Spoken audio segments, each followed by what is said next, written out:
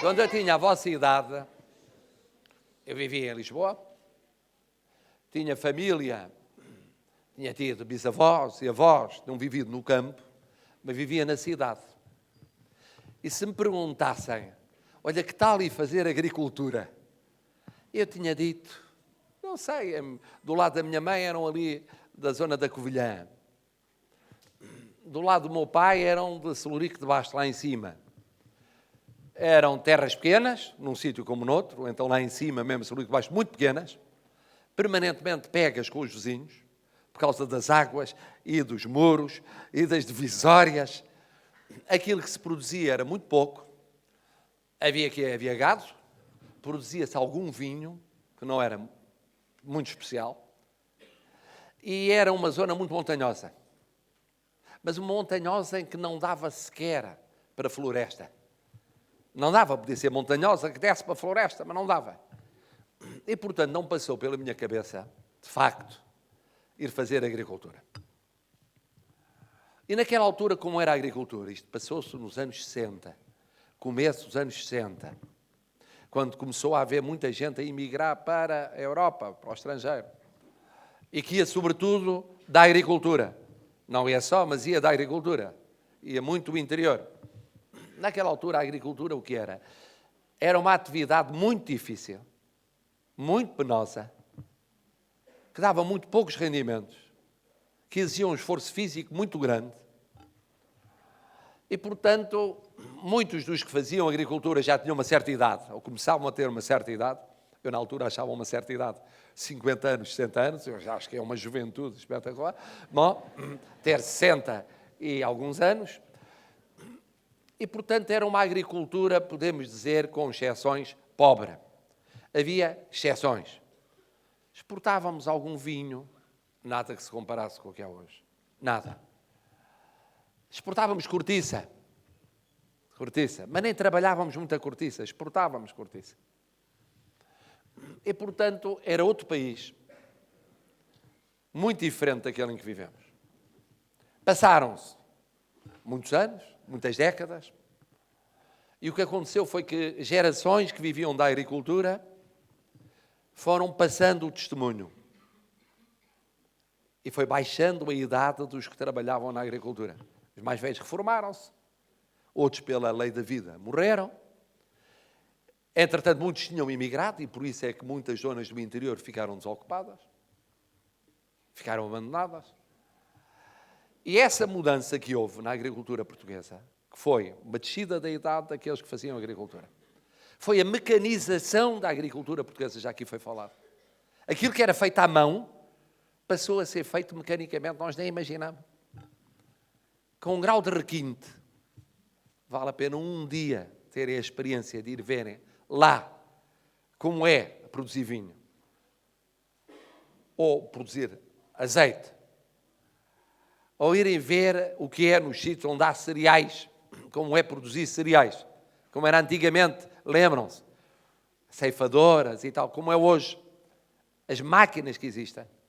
Isso mudou, e mudou completamente. Por outro lado, as pessoas reuniram-se, os agricultores começaram a reunir-se. Formaram cooperativas, formaram associações, deixou de haver aquela guerra, isto é meu, é daquele. Chegaram à conclusão para produzir vinho na terra da família do meu pai, para produzir vinho, que hoje é um vinho verde, é um vinho especial, mais doce, mas é um vinho bom, têm que produzir em conjunto. Ou então vendem a quem produz, a quem depois trabalha, E a agricultura mudou brutalmente nos últimos 40 anos. E, sobretudo, nos últimos 20 anos. Foi uma mudança brutal. Os agricultores têm hoje uma formação que não tinham. Têm uma educação que não tinham. Têm uma preparação técnica que não tinham. Chegam lá e ficam admirados com os laboratórios. Tudo é medido ao milímetro. Há um rigor monumental. Que tem de ser assim, para concorrer com o que há de melhor no mundo. E de repente, como aqui já foi dito, começámos a ter dos melhores vinhos que há no mundo. Mas dos melhores que há no mundo. E do melhor azeite que há no mundo. O melhor azeite do mundo. Mais, agricultores portugueses passaram a comprar terras noutros países, por exemplo, em Espanha. E há produtores de azeite que são portugueses que têm propriedades grandes fora do território português. E diversificou-se aquilo que é produzido. Há bocado olhou-se aqui para a fruta. Este é um caso especial, que é um símbolo português. É um símbolo português. E que quando há anos de menor produção, é um protesto, porque os países por onde exportamos estão à espera que nós tenhamos produção. E só há portuguesa. E começaram a chegar jovens à agricultura. Eu lembro-me como na terra, Cabeceiras de Basto, eu era presidente da Assembleia Municipal, um dia chegou uma família de jovens, acabados de se formar no Porto, e que preferiam ir viver para lá para se dedicarem à agricultura. E o Solito de Basto era muito pobre para se dedicar à agricultura, iam fazer vinho, iam fazer lá a sua vida. Noutros sítios do país era mais fácil fazer agricultura. E eu disse para mim mesmo, vejam bem, como eu estava marcado pela minha juventude, isto foi há 20 e tal anos, eu disse, mas que loucura, eles largam o Porto, vêm viver para aqui e começar aqui a sua experiência como família e a experiência profissional na agricultura. E aquilo começou a ser uma moda, e uma moda que tem crescido como uma bola de neve. E de repente, porquê? Porque depois houve a ideia da defesa do ambiente. E a juventude é mais ecológica, é mais próxima do ambiente. Depois, uma parte do interior do continente chegou-se à conclusão que, não podendo ser uma atividade agrícola, podia ser florestal.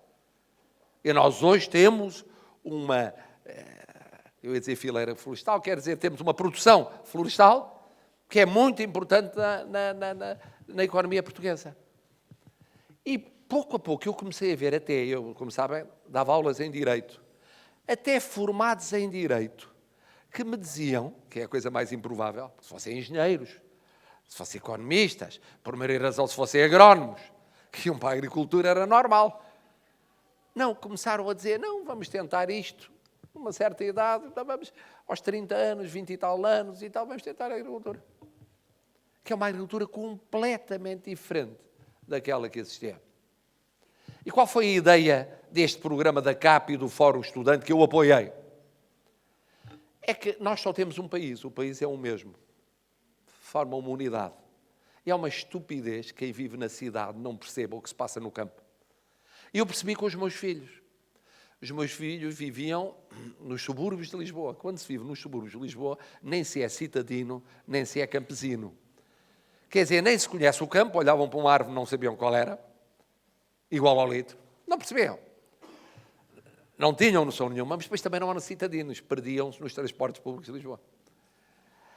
E há muita gente na área metropolitana, nas áreas metropolitanas, sobretudo na de Lisboa, que não percebe o campo. Mas não é assim em todo o país. Chegam a Aveiro. Em Aveiro, toda a gente que trabalha na cidade tem a sua terra. E ao fim de semana vai trabalhar a terra. Ou tem parentes na terra. O mesmo acontece na zona da área metropolitana de Braga. Ou, em muitos casos, na área metropolitana do Porto. Mas na área metropolitana de Lisboa, onde vivem, se olharem à volta, já há muito pouco campo. Estão a renascer as hortas, é verdade.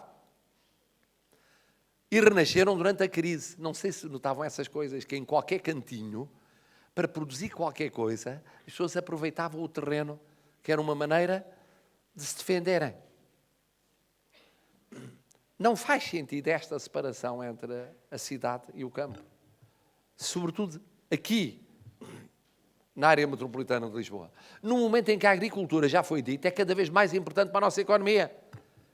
É importante porquê? Porque o que produzimos cá não importamos. Somos autossuficientes. Poupamos dinheiro que não pagamos ao estrangeiro. E por outro lado, porque ainda podemos exportar aquilo que ultrapassa o que podemos consumir. Às vezes há dificuldades. Por exemplo, vejam agora o problema do leite. O problema do leite, nós temos do melhor leite que há no mundo, nomeadamente na Europa. Produzimos imenso leite. E quem diz leite, diz queijo, etc. Temos mesmo áreas, como é o caso dos Açores, que têm uma economia muito dependente dessa produção. Como sabem, por razões várias, que têm a ver com a política mundial, houve um mau relacionamento agora entre a Federação Russa, a Rússia e a Europa. Isso significou a não exportação que havia no passado de uma parte importante da nossa produção de leite. E é um problema que está a ser resolvido, mas que é um problema sério, que mostra como nós produzimos para além daquilo que necessitamos. Exportamos. É muito importante economicamente hoje a agricultura. A indústria é importante, claro, o comércio é importante, os serviços são importantes, o turismo é importante, mas a agricultura é muito importante. Antigamente era o parente pobre. Dizia-se, como é a economia portuguesa? Olha, a economia portuguesa é assim. Temos o turismo a partir dos anos 60, ótimo. Temos no comércio um jeitão para comerciantes. Vendemos o que podemos, não podemos, somos intermediários e tal. Temos serviços, que alguns são bons. Temos algumas indústrias, depois também mudaram. As tradicionais para novas. Aí a agricultura, a agricultura, coitados, são uns velhinhos que andam por lá a arrastar-se, a empobrecer, porque não dá. Não dá. E a imagem, que não é uma imagem, é uma realidade, que é preciso que entre na vossa cabeça, é que a agricultura portuguesa hoje já não é nada disso. É outra coisa. É outra coisa. Quer dizer que vocês vão para a agricultura? Provavelmente há de haver aqui 5, 6, 7, 8, 9, 10, que um dia dizem, olha, aqueles maduros apareceram lá na escola a falar na agricultura, eu achei que, está bem, era uma coisa engraçada, para irmos ver o Presidente, para irmos lá assistir, ter uma folga das aulas, e foi um momento muito divertido, e foi um momento diferente. Olha que oportunidade. Agora, ir para a agricultura não me passava pela cabeça. E de repente vai passar pela cabeça de alguns de vocês. Mas imaginem que não, que a maioria esmagadora nunca irá para a agricultura. Passam a compreender o que é a agricultura melhor. Isso é importantíssimo. Quando eu disse que há um só país, nós precisamos compreender os outros. Nós somos todos diferentes. E precisamos de entender que os outros são diferentes de nós. E temos de os aceitar diferentes de nós. E compreender os outros melhor é fundamental. Vocês passam a ser mais abertos, ter outras perspectivas de vida. Foi essa a ideia. As vossas colegas perceberam isso. Coitadinhas, estiveram ali a estudar o papel e estiveram muito bem. Explicaram como mudou a agricultura nestes anos. Foi rápido, foi muito rápido. E cada uma de vocês e cada um de vocês, e são mais elas do que eles, graças a Deus vai ser o futuro do país, mais mulheres do que homens. Bom, o que acontece é o seguinte, podem aplaudir que é verdade, não é?